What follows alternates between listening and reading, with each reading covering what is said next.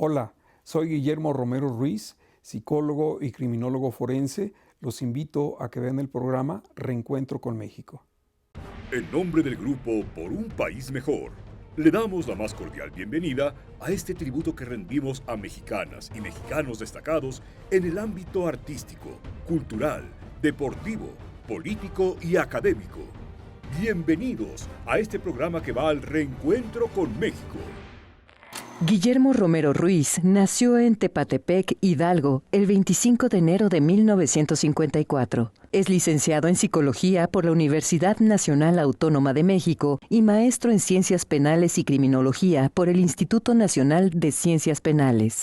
Cuenta con estudios de doctorado en Ciencias Penales y Política Criminal. Asimismo, tiene estudios de doctorado en Derecho Penal. Nos encontramos con el maestro Guillermo Romero Ruiz, criminólogo, psicólogo y perito en criminología forense. Maestro, ¿qué es la criminología? La criminología es una ciencia que estudia comportamientos hipercomplejos, delitos, crímenes, que son la expresión extrema de lo que un ser humano puede llegar a realizar en un momento dado. Ese es el campo más general de intervención de esta ciencia maravillosa que es la criminología. Ahora bien, ¿cuál es la función específica del criminólogo como usted? Los criminólogos podemos hacer el estudio directo de un sujeto que ha cometido un acto delictivo y criminal para hacer su perfil criminológico, pero también podemos realizar estudios de la distribución delictiva en México o en el mundo incluso. La criminología y lo que los criminólogos hacemos es un campo muy vasto. Se puede estudiar los comportamientos delictivos individuales, colectivos o sociales, pero fundamentalmente la labor que un criminólogo hace es el estudio, el peritaje, el perfil criminológico de un sujeto al que se supone que ha cometido una acción como un crimen o un delito para poder llevarlo en un momento dado a juicio. Ahora, de acuerdo al derecho penal, ¿qué es un crimen? El derecho penal define más que el crimen, define el delito. Es una acción que la ley considera que si se viola, el sujeto que lo hace recibirá una sanción penal. Y un crimen es un acto humano extremo. Hay una diferencia. Fíjese nada más, un crimen puede ser un delito, pero puede ser una conducta que no está tipificada como delito. Por ejemplo, la falta de atención al hijo, la falta de amor, pues es criminal, pero no está tipificado. Y hay delitos que son tipificados por la ley y que también son crímenes. Un crimen como una conducta extrema, por ejemplo, una violación, un homicidio, un secuestro, donde confluiría, por un lado, el delito tipificado en la ley y, por otro lado, una conducta humana extrema. ¿Cómo definir a un criminal? Un criminal es un sujeto que tiene motivaciones profundas o necesidades que suplir, que lo va a realizar mediante la violación de la ley o mediante la afectación de todas las esferas de las personas con las que piensa realizar el acto delictivo y criminal. ¿El asesino, el criminal, nace o se hace? Esa es una pregunta muy interesante, porque la ciencia tiene diversas maneras de explicar esto.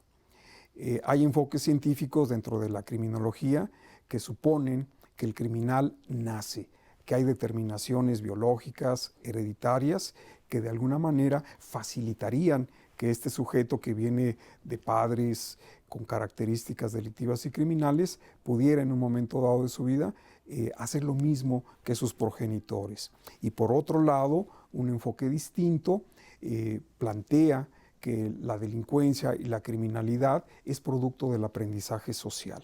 Si usted me preguntara cuál es mi punto de vista, lo que yo le diría es que para poder explicar científicamente el delito y el crimen, se tiene que considerar tanto los aspectos biológicos como el contexto social y cultural donde esto sucede. En México, ¿es frecuente que el hijo de un criminal sea criminal? No necesariamente, no necesariamente. No hay estudios que lo pudieran corroborar, pero donde sí sucede esto de manera muy clara es en las familias de secuestradores.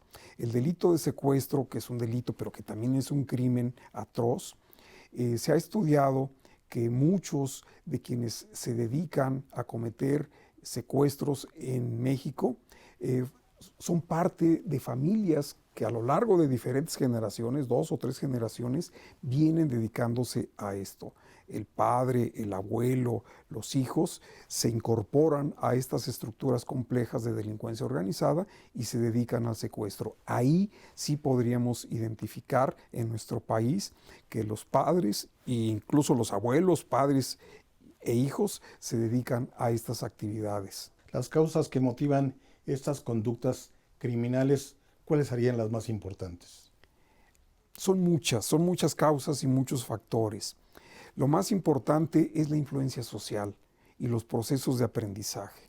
Hay entornos sociales, culturales, familiares, en donde la conducta delictiva se ve como un trabajo normal. Entonces, en ese contexto, lo normal es dedicarse a este tipo de actividades delictivas y criminales. El asesino, el criminal, ¿es necesariamente un trastornado mental? No siempre, no siempre. La delincuencia y la criminalidad la pueden realizar sujetos con trastornos mentales, sí, por supuesto.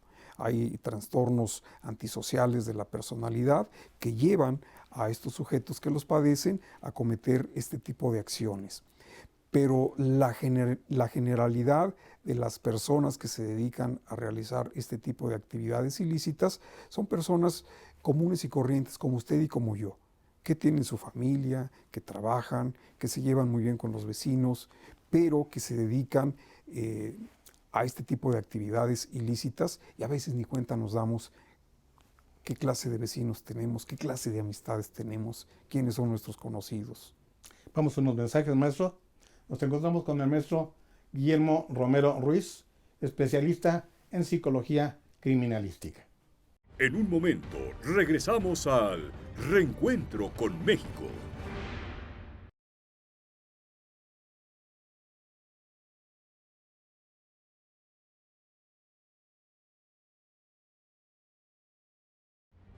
Continuamos en este reencuentro con México.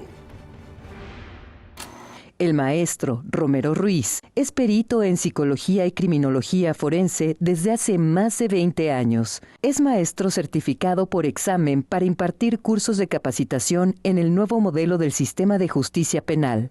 Guillermo Romero es profesor en los posgrados de Trabajo Social, Derecho Penal y Docencia en varias universidades, sin contar los libros y artículos editados sobre temas relacionados con su experiencia académica. Maestro Romero, ¿cómo es posible que una persona se haga adicta a matar a sus semejantes? La conducta humana es tan compleja que resulta muy difícil poder entender eso, pero está documentado. Hay sujetos que hacen de la muerte y la desaparición de las personas a las que asesinan su trabajo, su oficio. Cuesta trabajo creerlo, pero así es en la realidad. Le platico brevísimamente una anécdota de un tristemente célebre personaje al que denominaban el pozolero, que trabajaba para uno de los cárteles de este país. Este sujeto literalmente desaparecía a sus víctimas en ácido. Y entonces los metía en un depósito de ácido, en partes, los trozaba, los echaba al ácido y desaparecían. Y por esa acción le ponen el apodo del pozolero.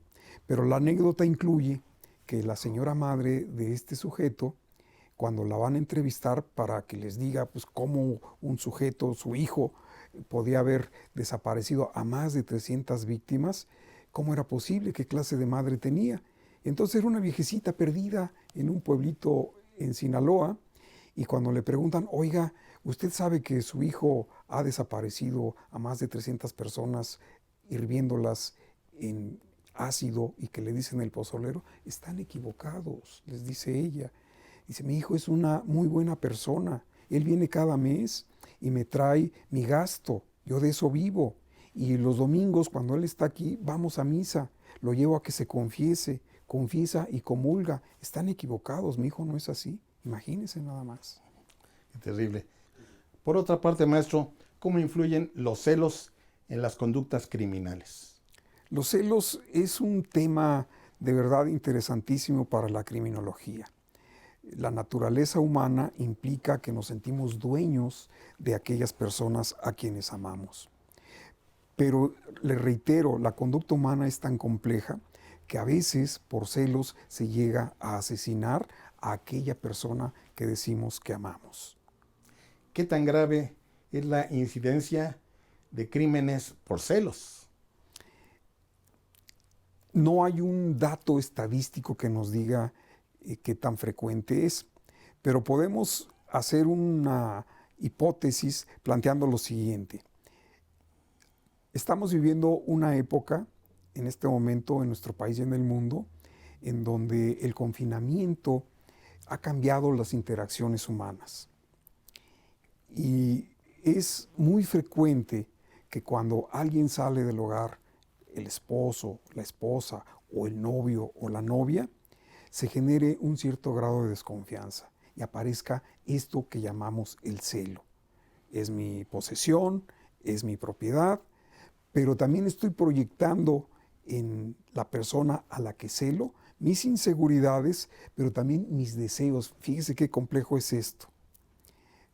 Yo le digo que el otro o la otra me engaña porque a lo mejor es mi deseo o yo mismo o ella misma ya cometió esta infidelidad.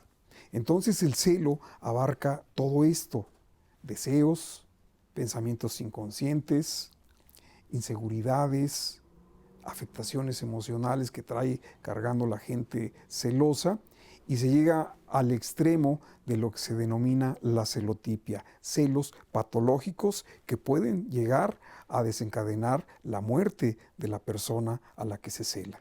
Ahora bien, la infidelidad, ¿en qué momento puede provocar una conducta criminal?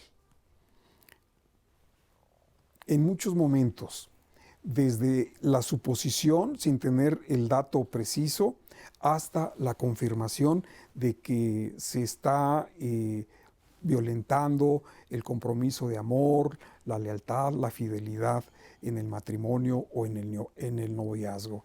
Entonces podemos ver reclamos airados de manera verbal, y esto se puede ir incrementando en un ciclo de violencia hasta llegar no solo a la violencia verbal, sino a la violencia física y en el extremo hasta la privación de la vida de quienes se está celando. Ahora bien, esta infidelidad que puede desembocar en conductas criminales, ¿a quiénes está afectando más en México? ¿A los hombres o a las mujeres? Afecta más a las mujeres sin duda alguna. Vemos que la incidencia de los feminicidios se ha incrementado de manera estratosférica, y el feminicida puede actuar por celos, lo hace por celos sin duda alguna, y puede llegar a privar de la vida a su pareja, a lo mejor por un acto irracional o por algo que sea objetivo, pero el contexto de afectación de las interacciones por el resguardo al que nos vemos sometido ha incrementado las tensiones, los conflictos, los celos, la violencia, los feminicidios. O sea que hay más criminales de mujeres que mujeres de hombres. Así es, así es. El celo, el feminicidio, la frecuencia estará 70% varones cometiendo este tipo de actos, 30% de mujeres. Los criminales más peligrosos que hay. Sin duda alguna los psicópatas, porque un psicópata no tiene conciencia moral del daño, la afectación que está causando en su víctima o en sus víctimas. No hay empatía, no hay manera de conectar con el otro, y entonces se actúa de manera irracional, de manera totalmente deshumanizada. Maestro Romero, ¿por qué ha aumentado tanto la criminalidad en México? La criminología, en sus más de 100 años de existencia como ciencia, no ha podido dar una respuesta contundente a qué hacer para prevenir el delito. Tenemos que partir de un hecho. El delito no se erradica. El delito se controla, se administra, pero no se puede erradicar. El delito y la criminalidad son constantes históricas a lo largo de la evolución humana. Han existido en el pasado, existen actualmente y lo más probable es que sigan existiendo en el futuro. Lo que la criminología tiene muy claro es que lo que se debe de buscar, y sí se puede lograr en un momento dado, es reducir significativamente la incidencia delictiva, no su erradicación, que es una meta imposible de lograr. ¿Se da la suficiente importancia en México a la criminología? Actualmente yo diría que sí, aunque es una ciencia que no está teniendo el desempeño, el conocimiento y la promoción como sería necesario. ¿Por qué le digo esto? Porque la criminología es la ciencia altamente especializada en el estudio de los comportamientos delictivos, de la delincuencia y la criminalidad como un problema social. Y la criminología ha propuesto estrategias para resolver este mundo de la delincuencia y la criminalidad. El problema es que los tomadores de las decisiones políticas en este país no han escuchado, no han tendido los puentes necesarios como para tener la información y el asesoramiento de los científicos, de los expertos. Vamos a otros mensajes, maestro, y regresamos con usted. Estamos con el maestro Guillermo Romero Ruiz, criminólogo, especialista en criminología forense. En un momento regresamos al Reencuentro con México.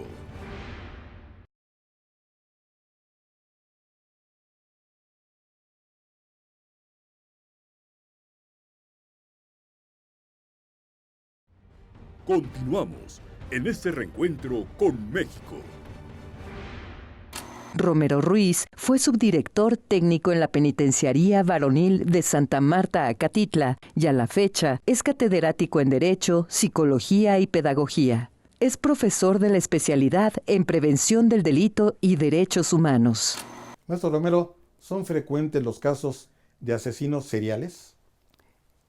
El problema y los asuntos de los asesinos seriales es muchísimo más frecuente en los Estados Unidos que en cualquier otra parte del mundo. Pero en México esto también es algo que históricamente está documentado.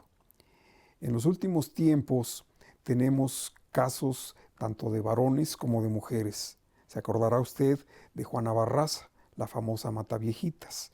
Este personaje tristemente célebre que de niña sufrió abuso por parte de su padrastro, su mamá la vendía para que fuera abusada sexualmente, y esto finalmente, junto con afectaciones neurológicas, la lleva a buscar algún tipo simbólico de venganza, y entonces, al no poder afectar directamente a su progenitora, busca figuras que representen a su madre, y encuentra que señoras de la tercera edad que viven solas son víctimas propicias para este trastorno que ella desarrolla, que es asesinar a un número considerable de señoras de la tercera edad.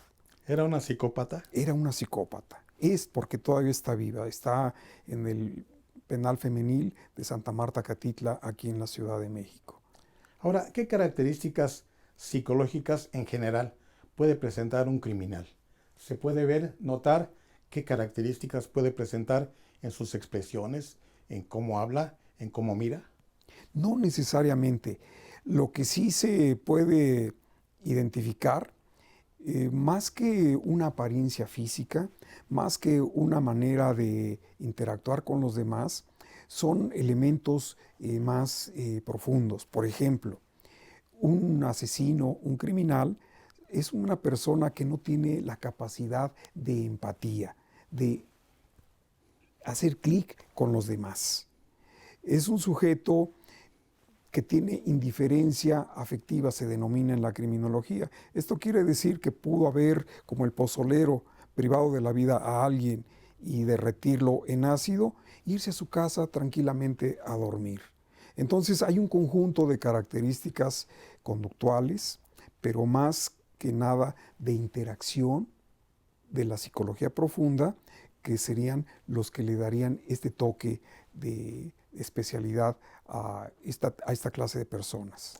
Usted nos hablaba del perfil criminológico. ¿Cómo se elabora? Es una pregunta que a mí me apasiona porque es a lo que yo más me dedico como perito en psicología y criminología forense. Un perfil criminológico se elabora estableciendo el conjunto de características conductuales, actitudinales, se explora el contexto social, cultural, familiar y laboral del sujeto y se establece un patrón de conducta. Y ese patrón de conducta se compara con lo que la literatura científica ha establecido que corresponde a sujetos que históricamente se han dedicado a cometer actos atroces en contra del prójimo. Entonces, las pruebas psicológicas, la entrevista que se les aplica a estas personas para poder llegar a construir un perfil criminológico, se somete a un contraste. Y con eso podemos identificar si hay factores predisponentes, preparantes y desencadenantes, y podemos deducir lógica y razonablemente con un fundamento científico si ese sujeto puede o no ser catalogado como un delincuente o como un criminal. Es eso y mucho más. Ahora, en la práctica, ¿para qué sirve este perfil criminológico? Esto se lleva sobre todo a los juicios. El nuevo sistema de justicia penal en nuestro país implica que hay que ofrecer pruebas científicas para demostrar que una persona tiene una conducta, un patrón conductual, en donde el perfil psicológico precisamente abona para el conocimiento del sujeto, un conocimiento científico a través de la intervención de los criminólogos, elaborando perfiles criminológicos que se llevan a juicio. Ahora, en la actual investigación policíaca, ¿se toma en cuenta la criminología? En los últimos tiempos sí, anteriormente no. Recordemos que el sistema de justicia penal utilizaba como prueba reina la confesión del imputado. Ese asunto quedó afortunadamente en la historia. Y ahora, para que un delito se compruebe, se requiere evidencia física. Y las policías, tanto las policías municipales, estatales y la Guardia Nacional como Policía Federal, han estado siendo formadas y capacitadas y actualizadas en el uso de este tipo de nuevas herramientas científicas para dar sustento a la investigación policial que se realiza necesariamente en la búsqueda del esclarecimiento del hecho delictivo. En México, en los reclusorios, en las cárceles, ¿realmente se rehabilitan los criminales?